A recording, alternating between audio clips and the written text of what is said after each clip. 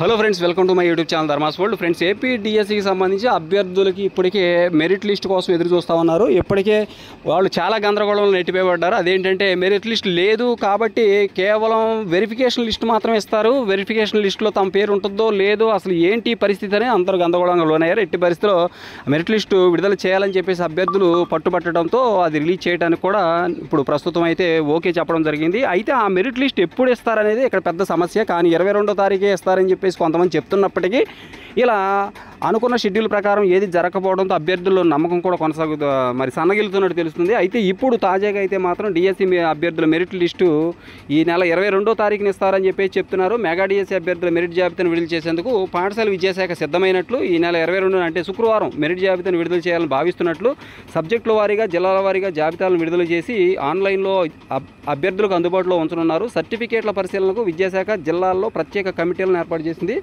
ఇక కూటమి ప్రభుత్వం 16,347 ఉపాధ్యాయ పోస్టులను భర్తీ చేసేందుకు డిఎస్సి నిర్వహించింది. జూన్ 6 నుంచి 30 వరకు కంప్యూటర్ ఆధారిత పరీక్షలు అయితే జరిగాయి. అన్ని పోస్టులకు కలిపి 3,35,401 మంది అభ్యర్థులు 5,77,675 దరఖాస్తులు సమర్పించారు. ఉపాధ్యాయ అర్హత పరీక్ష మార్కుల సవరణకు గురువారం మధ్యాహ్నం వరకు కూడా సమయం ఇచ్చారు. అంటే ఈ రోజు వరకు సమయం ఇచ్చారు.